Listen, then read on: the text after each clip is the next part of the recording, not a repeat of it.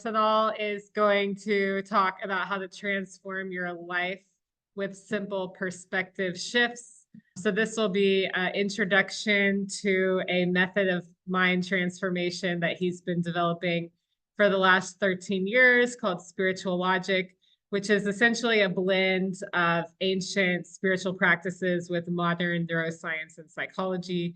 And so he'll highlight some of the simple ways that you can shift your perspective and make changes in your mindset that can actually initiate a long-standing, lasting change in your life and not just something that's like a quick fix. So I'll go ahead and hand it over to Sanal next. Hello, guys. I hope everyone is having a wonderful time today. And thank you for showing up and everyone who has been making this event holistic, beautiful one at that, and bringing all the wonderful ideas that you have been bringing to the table today. And I'm grateful for all of it. There's a lot of things to take away from it. A lot of things I really resonate with myself, and I do have a good feeling about the dolphin and the whale sound. And I can imagine how it would, I imagine what it would do to the brainwaves synchronization and stuff like that. That can be really interesting too.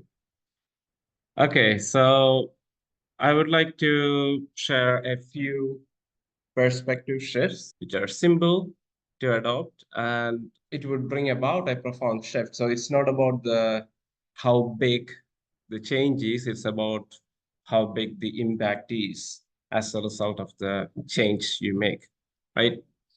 So one of the idea that I want to bring about now is an idea that I have adopted from cybernetics. So cybernetics from Alfred Kowinsky, he bring about this idea that the map is not the territory. So the map is not the territory is also, it just simply means that however we look at a situation, it has nothing to do with the truth of the situation. Most of the times, we often get caught up thinking that our point of view of the situation is somehow it translates to the truth of the situation. We end up getting stuck or unable to make any sort of shift in relation to how we are able to relate to the situation. So if we can understand that the way we look at a situation, all it is just a map, and we can reorganize the map any way we need in order to better navigate the territory. That's the point of the map. The map is there to serve us. So the point of view that we have of a situation is there to serve us, is there to enable us to engage with the situation in a harmonious and graceful way so that we can create the kind of results that we would love to create with it. See, so most of the times we get wedded to our point of view, completely forgetting that the point of view is just there to serve us, not to just make us miserable and victim of the situation as a result of it. So the first question that you want to ask yourself in a situation where you find yourself struggling and suffering in the way you're handling the moment, is this serving me? So when you're asking that question, is this serving me? You're simply asking, do you love what that point of view is creating within you? Because however you are looking at that situation, it is going to create something within you in the moment. And it's going to be different with different point of views. When you're asking the question, does it serve me? Do I love this? Do I love this point of view that I have about the situation? Not simply getting consumed by the point of view that we have about it, but rather questioning the utility of the point of view. Do I love this? Do I enjoy this point of view? Does this point of view allow me to show up at my best and engage with this moment in a creative way so that I can create a good result with it?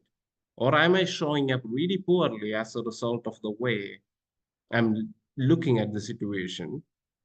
Am I being in a very poor way as a result of the way I'm seeing the situation? Because that's the relationship.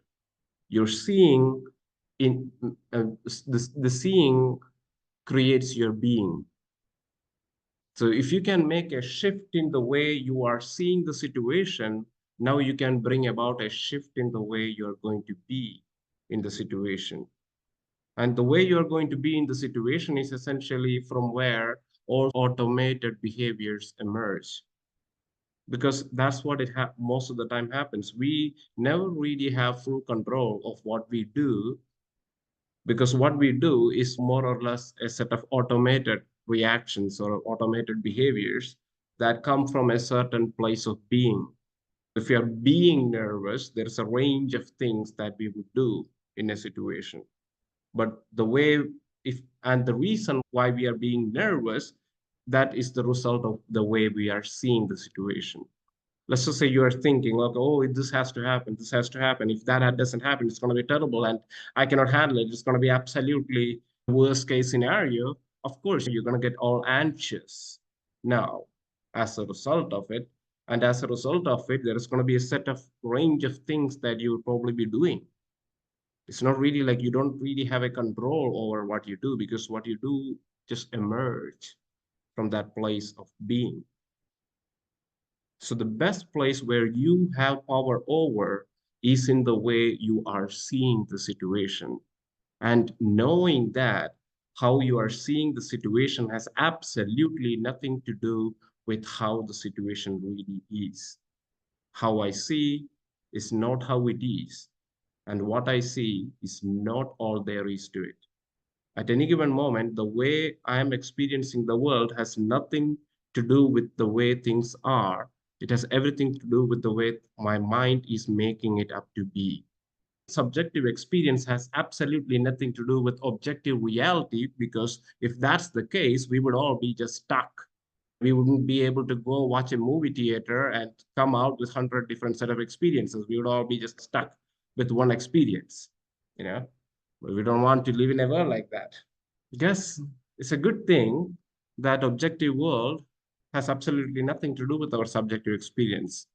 And guess we have all thanks to give to our creative mind, which is always in the process of creating things for us, which most of the times we fails to notice. And thus we blame the world or the situation or the people in it for whatever that's our own creative mind creates for us. So it's like the points that have already been made before, taking ownership of what our own creative mind creates for us, and being a better witness to our own processes so that we can take ownership, really, not just blindly taking ownership, but actually looking within and seeing the processes through which you are shaping your experience within. And some simple perspective shift that I've just come across when I've been just working with families have been one of accommodation. You see, I was working with this family. It was just a girl calling from university from India, and she had a good transformation. And she just told her sister, and her sister called, and her sister had a transformation, and then mother called, and mother had a transformation. So at the end of it, what I learned was that most of the time, what really happens within a family is that, again, it's a point of perspective. We get stuck in the perspective that we see each other. Like the daughter can only see the mother. And then all of a sudden, the accommodation becomes far less. If the daughter can start seeing a woman there, because the mother was a woman before became the mother, right? So if the daughter can also see a woman there, then the accommodation becomes far more, and can of course extend that to seeing them as a human being on top of it. All of a sudden the accommodation becomes way more, like there's way more room for mistakes and errors and things like that. But when it's just my mom doing it, it's just really difficult. And just the same goes to the daughter too. When the mother can only see the daughter, then it's just like that. The level of accommodation is far less. But it just expands and expands as the mother can start seeing the woman there, or just the daughter, and can start to a human being.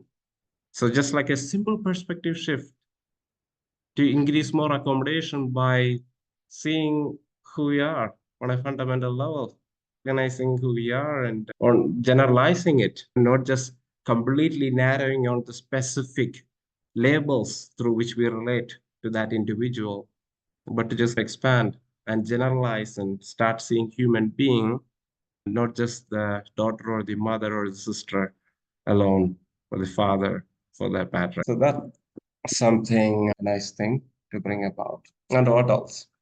Yeah, and another thing I would say is, yeah, our own habit of allying with our weaknesses, or allying with, for example, something happened.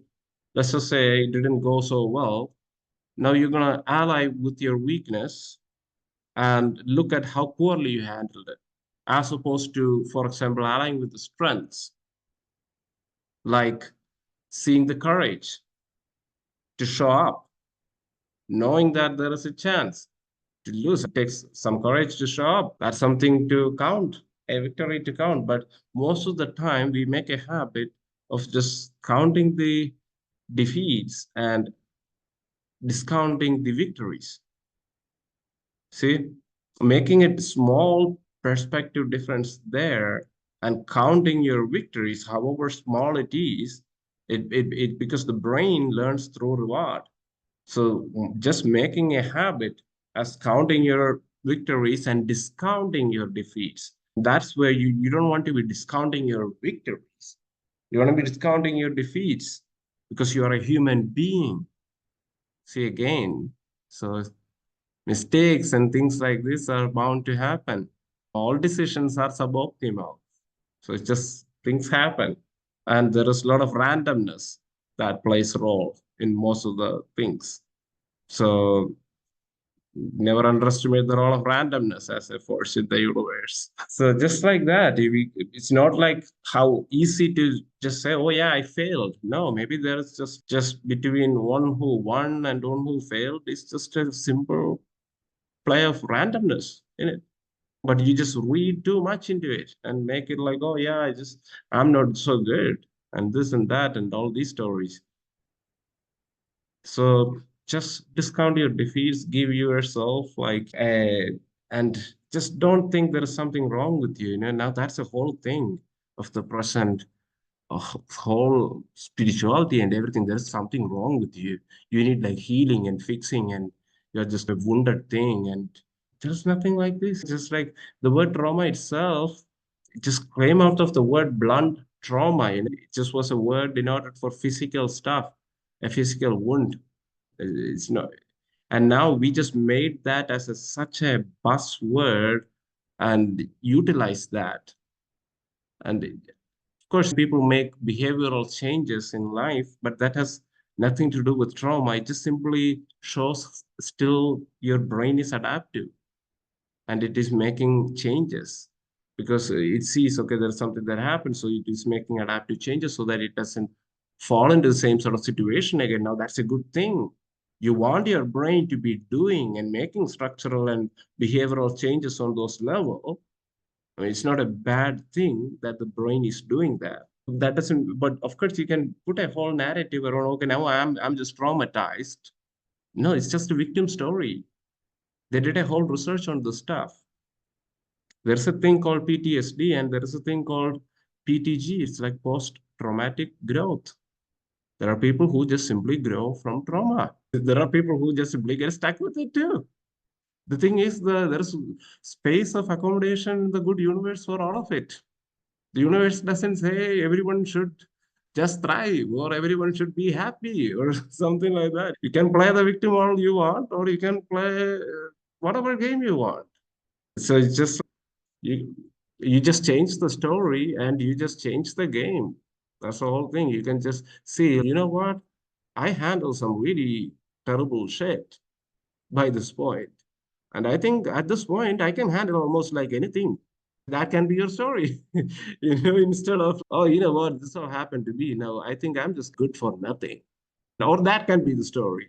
At this point, there's not much I can do. I just cater to my safety and just do nothing with my life. That can be a strategy too, right? So I guess there's nowhere the specific I would like to end or something. I think this can just gonna go on and on and on kind of stuff. So I think it's good. It's a good point where we are right now. And feel free to connect with me, guys. If anything that I'm speaking just inspires you guys. It's just a way of All right, thanks, Sanal. I'll go ahead and just put in here his link to his free masterclass. Okay, so if you go to masterclass.spiritualogic.com, then you can see his free masterclass. Thanks for sharing, Sanal. And yeah, thanks again, everybody, for showing up today.